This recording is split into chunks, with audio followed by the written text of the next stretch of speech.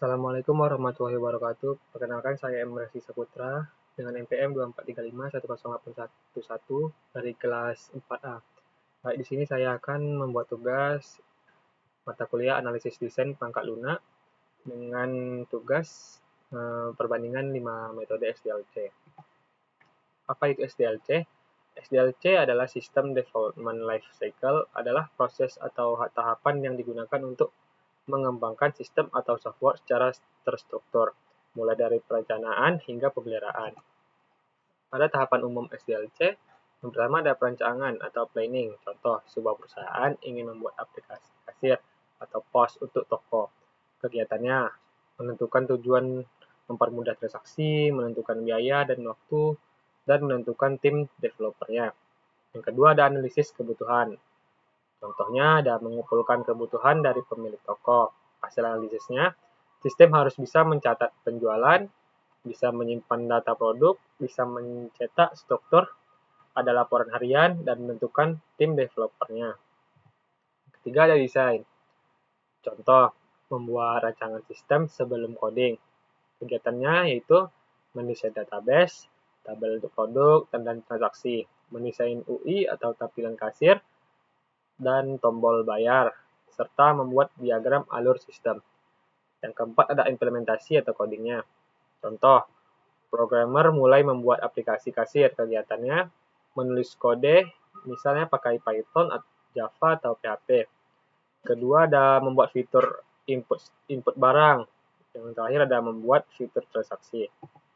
Yang keenam ada pengujian atau testing. Contoh, menguji apakah aplikasi berjalan dengan benar. Kegiatannya, coba input transaksi, cek apakah total harga benar, atau uji apakah struk bisa dicetak. Yang keenam ada pemeliharaan atau maintenance. Contoh, setelah digunakan, sistem diperbaiki atau ditingkatkan.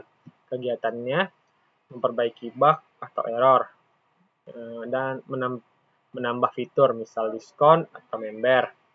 Yang terakhir ada update sistem sesuai kebutuhan baru. Di sini ada 5 mode SDLC.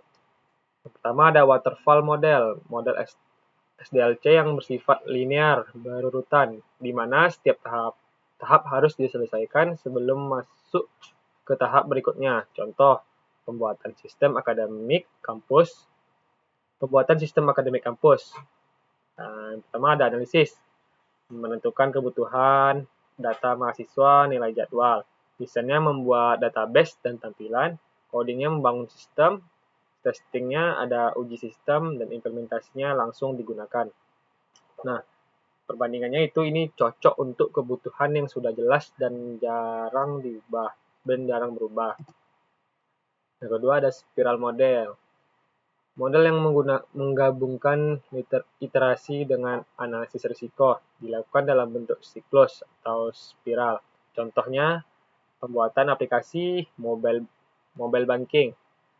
Perencanaannya menentukan fitur, analisis risikonya, keamanan transaksi, pengembangannya ada membuat fitur, evaluasinya uji dan review. Siklus diulang sampai sistem selesai. Nah, yang ini cocok untuk proyek besar dan beresiko tinggi. Akan menggunakan metode spiral model. Tiga ada incremental model. Model yang mengembangkan sistem secara bertahap. Perbagian atau fitur. Contoh, pembuatan aplikasi e-commerce. Tahap 1 ada fitur login, tahap 2 ada fitur katalog produk, tahap 3 ada fitur keranjang dan pembayaran. Nah, ini cocok untuk sistem yang ingin cepat digunakan sebagian. Yang keempat ada Rapid Application Development atau RAD. Model yang fokus pada pengembangan cepat menggunakan prototype dan keterlibatan user. Contoh, pembuatan aplikasi absensi sederhana, developer membuat prototype cepat.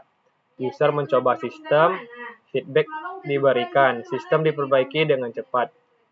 Cocok untuk proyek kecil dan butuh cepat selesai. Yang kelima ada Agile model. Model yang bersifat iteratif dan fleksibel dengan pengembangan dalam sprint atau waktu pendek. Contoh, pembuatan aplikasi ojek online. Yang pertama ada sprint 1, fitur login, sprint 2 ada fitur pemesanan, dan sprint 3 ada fitur pembayaran. Setiap sprint ada planning, coding, testing, dan review. Nah, ini cocok untuk yang sistem sering berubah dan berkembang. Nah, sekian dari penjelasan dan perbandingan 5 mode SDLC. Maka itu saya ucapkan terima kasih. Assalamualaikum warahmatullahi wabarakatuh.